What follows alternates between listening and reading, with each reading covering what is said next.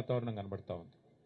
పెద్దలు మాజీ మంత్రివర్యులు జీవన్ రెడ్డి గారు, పార్టీ అధ్యక్షులు, తెలంగాణ తొలి ముఖ్యమంత్రి కేసీఆర్ గారి నాయకత్వంలో మరి బీఆర్ఎస్ లో చేరబోతా ఉన్నారు అనే ఒక కోలాహలం, ఒక పండుగ వాతావరణం ఇవాళ అందరికీ కనబడతా ఉంది. హరీష్ రావు గారు ఇప్పుడు మర్యాదపూర్వకంగా జీవన్ రెడ్డి గారి ఇంటికి వెళ్లి వారిని స్వాగతించి పలకరించి, వారికి గతంలో దాదాపుగా ఒక 25 సంవత్సరాలుగా వారికి ఉన్న పరిచయం కూడా ఇద్దరికి ఉంది కాబట్టి వారిని పలకరించి సాధారణంగా పార్టీలోకి వస్తున్నందుకు ధన్యవాదాలు చెప్పడం జరిగింది. ఇవాళ వాస్తవం ఏంటి అంటే రాష్ట్రంలో ఒక రాజకీయ పునరేకీకరణ జరుగుతూ ఉంది. సింహం బయటికి వస్తూ ఉంది అంటే గుంటనక్కల గుండెల్లో ఇలా రైలు ఉరుకుతున్నాయి. కేసీఆర్ గారు ఒక సంవత్సరం తర్వాత ఒక బహిరంగ సభకు వస్తున్నారంటే ఎన్నో రకాల కుట్రలకి కుట్రలకి తెరలేపి కాంగ్రెస్ ప్రభుత్వం జగిత్యాలలో జరగబోతున్న జైత్రయాత్రను అడ్డుకునే ఒక చిల్లర ప్రయత్నం చేస్తూ ఉంది. ముఖ్యమంత్రి గారు, మంత్రులు ఎంత సిల్లీ పాలిటిక్స్ అంటే కేసీఆర్ గారు ఇక్కడికి వస్తున్నారంటే ముఖ్యమంత్రి గారు మేడిగడ్డ కోతారట. 2.5 ఏళ్లకెళ్లి మేడిగడ్డ కోయేందుకు ముఖ్యమంత్రికి టైం లేకుండే అర్జెంటుగా ముఖ్యమంత్రి గారికి కేసీఆర్ గారి బహిరంగ సభ ఇక్కడ ఉంటే టీవీలలో సగం కేసీఆర్ను చూపెట్టాలి, సగం రేవంత్ రెడ్డిని చూపెట్టాలి, పేపర్లలో సగం రేవంత్ రెడ్డిది రాయాలి, అవతలకు కేసీఆర్ది రాయాలని ఒక చిల్లర ప్రయత్నం. అంటే ఇంత కుత్సితమైన, ఇంత కుసంస్కారమైన, ఇంత చిన్న మెదడున్న ముఖ్యమంత్రి బహుశా భారతదేశంలో ఎవరు ఉండరు, రేవంత్ రెడ్డి తప్ప. ఆయనకు హైటే తక్కువ అనుకున్నా, బుర్ర కూడా తక్కువనే. అంటే ఈ మాట ఎందుకంటున్నా అంటే నిజం గింత చిల్లరగా ఉండకూడదు రాజకీయం. కేసీఆర్ లాంటి ఒక నాయకుడు ఆయన ఇంకా గీ ఏజ్ లో గీ స్థాయికి చేరుకున్న తర్వాత ఆయనకు పేపర్ వాళ్ళు ఏం రాస్తారు, టీవీ వాళ్ళు ఏం చూపెడతారు, ఆయనకి ఏమైనా ఉంటుందా?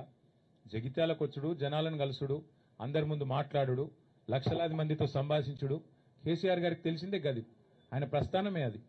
అట్లాంటిది ఇవాళ ఆయన ఇక్కడికి వస్తుంటే కోరుట్లకి వెళ్ళి వచ్చేటోళ్ళందరికీ ఇక్కడికి రానియకుండా రోడ్డు దవ్వుతారట.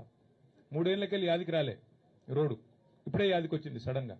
ఇంత చీప్ పాలిటిక్స్, ఇంత చిల్లర ప్రయత్నాలతో జగిత్యాలలో జన ప్రభంజనాన్ని అడ్డుకుంటామని రేవంత్ రెడ్డి గారు, అదేవిధంగా ఇక్కడ ఉన్న హైబ్రిడ్ ఎమ్మెల్యే, హైబ్రిడ్ కూడా కాదు, ఏం బ్రీడో ఇది, ఏ బ్రీడో ఆ బ్రీడ్ ఎమ్మెల్యే ఇక్కడ ఉన్న ఏ పార్టీ ఆయనకే తెలియదు. బీఆర్ఎస్ అని ప్రెస్ మీట్ లో చెప్తాడు, కాంగ్రెస్ పార్టీ ఆఫీసులో కూర్చుంటాడు, కాంగ్రెస్ పార్టీ మంత్రి పక్కకు కూర్చుంటాడు. క్రాస్ బ్రీడ్ అనాలనా, హైబ్రిడ్ అనాలనా, ఏం బ్రీడ్ అనాలే, ఆయన ఏందో ఆయనే చెప్పుకోవాలి. వాళ్ళు రేవంత్ రెడ్డి భయం ఏంటంటే, కాంగ్రెస్ లో భయం కూడా ఏంటంటే ఇక్కడ కేసీఆర్ గారు వచ్చి, జీవన్ రెడ్డి గారు, కేసీఆర్ గారు, మా రమణన్న, మా వసంత అందరు కలిసి ఒక వేదిక మీదకి వెళ్లి మాట్లాడితే జగిత్యాల నుంచే మళ్లీ బీఆర్ఎస్ జైత్రయాత్ర మొదలవుతుంది, దండయాత్ర మొదలవుతుంది, రేవంత్ రెడ్డికి భరతం పట్టడానికి తెలంగాణ ప్రజలు మరి రంగం సిద్ధం చేసినారని ఒక వాతావరణం వస్తుందని ఆయనకు భయం పట్టుకుంది. ఆయన అట్టర్ ఫ్లాప్ పాలన, 6 గ్యారంటీలని, 420 హామీలని, 13 డిక్లరేషన్లు, అన్ని వర్గాలను మోసం చేసిన విషయం బయటపడుతుందని చెప్పి ఆయనకు భయం పట్టుకున్నది. అందుకే ఈ రకమైన చిలిపి ప్రయత్నాలు చేస్తా ఉన్నారు. కానీ ఒకటి మాత్రం వాస్తవం, ఇదే జగిత్యాలలో కేసీఆర్ గారు గతంలో ఎన్నో బహిరంగ సభలు నిర్వహించారు. ఈ సభ కూడా అద్భుతంగా విజయవంతం అవుతుంది. ప్రభుత్వం ఎన్ని ప్రయత్నాలు చేసినా, ఎన్ని చిల్లర కుట్రలు చేసినా అన్నిటినీ కూడా అధిగమించడానికే మా పార్టీ నాయకత్వం అహరహం కూడా కష్టపడతా ఉన్నారు. మా సోదరులు పల్లా రాజేశ్వరరెడ్డి గారు ఇలా ప్రత్యేకంగా జనగామ శాసనసభ్యుడు ఇక్కడికి వచ్చి వారు జగిత్యాల కేంద్రంగా, జగిత్యాల నియోజకవర్గ పరిధిలో వారు బాధ్యత తీసుకున్నారు. పర్యవేక్షణ, అందరినీ కూడా కోఆర్డినేషన్ బాధ్యత, సమన్వయం. అట్లాగే మా ధర్మపురి కాన్స్టిట్యున్సీకి రవీందర్రావు ఎమ్మెల్సీ గారు, తక్కలపల్లి రవీందర్రావు గారు, వరంగల్ వాసి, వారు కూడా ఇక్కడికి వచ్చి ధర్మపురిలో కొప్పుల ఈశ్వర్ గారితో కలిసి వారు కూడా సమన్వయం చేసుకుంటా ఉన్నారు. అట్లాగే మా చొప్పదండి నియోజకవర్గంలో మాజీ శాసనసభ్యులు పెద్ద సుదర్శన్ రెడ్డి గారు, వారు మా రవిశంకర్ గారితో సమన్వయం చేసుకుని అక్కడి నుంచి వారు జగిత్యాల జిల్లా పరిధిలో వారు ప్రయత్నం చేస్తా ఉన్నారు. కోరుట్లలో గౌరవనీయులు మాజీ మంత్రి మరి శ్రీ ప్రశాంత్ రెడ్డి గారు, అక్కడ ఎమ్మెల్యే సంజయ్ గారితో, అట్లాగే మా జిల్లా పార్టీ అధ్యక్షులు విద్యాసాగర్ రావు గారితో వారు సమన్వయం చేసుకుంటా ఉన్నారు. వేములవాడ అక్కడ మా పెద్దలు లక్ష్మీ నరసింహారావు గారితో మాజీ పార్లమెంట్ సభ్యులు తమ్ముడు బాల్కా సుమన్ గారు, వారు అక్కడ బాధ్యత తీసుకున్నారు. ఈ రకంగా పార్టీ నాయకత్వం మొత్తం కూడా సమిష్టిగా పనిచేస్తున్నది. ప్రాంగణంలో ఇక్కడ బాలమల్లు గారు, శ్రీనివాసరెడ్డి గారు ఉన్నారు. సమిష్టిగా జీవన్ రెడ్డి గారి మరి చేరికను స్వాగతిస్తూ జగిత్యాల రైతాంగం గాని, జగిత్యాల ప్రజానికం గాని బ్రహ్మాండంగా మరి కదిలి వచ్చే పరిస్థితి కనబడతా ఉన్నది.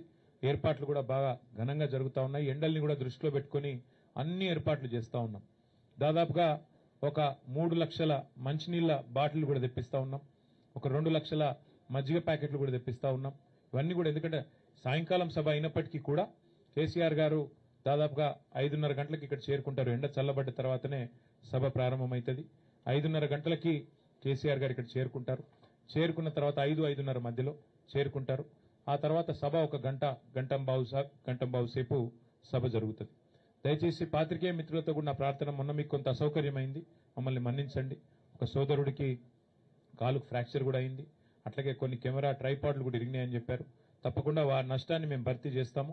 ఆ సోదరుడికి సంబంధించి కూడా మా ఎమ్మెల్యే సంజయ్ గారు, మిగతా మిత్రులు కూడా హాస్పిటల్ కూడా వచ్చారు. ఈశ్వర్ గారు కూడా వచ్చారు, జీవన్ రెడ్డి గారు కూడా వచ్చారు.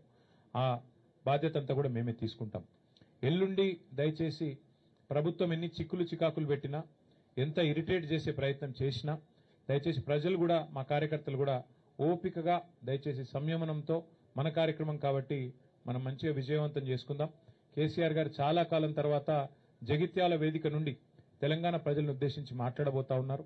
ఆయన ఏం మాట్లాడతారో వినాలని చెప్పి తెలంగాణ రైతులు, తెలంగాణ ఆడబిడ్డలు, తెలంగాణలోని మా విద్యార్థి తమ్ముళ్ళు, మా యువకులు, అట్లాగే పెద్ద మనుషులు అందరూ ఎదురు చూస్తూ ఉన్నారు.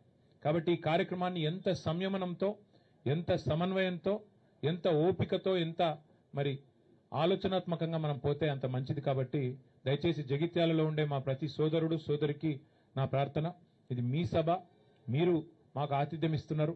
కాబట్టి దయచేసి ఈ కార్యక్రమాన్ని విజయవంతం చేసే దిశగా అవసరమైతే జగిత్యాల కార్యకర్తలు ఒక మెట్టు దిగి చూస్తా ఉన్నా. నేను కూడా మొన్నటి నుంచి, మొదటిసారి మొన్న వచ్చినప్పుడు ఇప్పుడు కూడా మా రమణన్న, మా వసంతమ్మ వాళ్ళు కూడా మరి జీవన్ రెడ్డి గారి చేరికను స్వాగతిస్తూ అవసరమైతే ఒక వరుస మేము వెనుకోండి, కొత్త వాళ్ళు వస్తున్నప్పుడు మేము ఆహ్వానించాలనే ఒక సంస్కారాన్ని, ఒక గౌరవాన్ని వారు ఇస్తున్నందుకు వారికి కూడా ప్రత్యేకంగా అభినందనలు తెలియజేస్తూ, మా పత్రికా మిత్రులు కూడా చాలా సహకరించారు. మొన్న జరిగిన ఇబ్బందిలో కూడా, ఇంత ఎండలో కూడా మీకు కూడా ప్రత్యేకంగా ధన్యవాదాలు.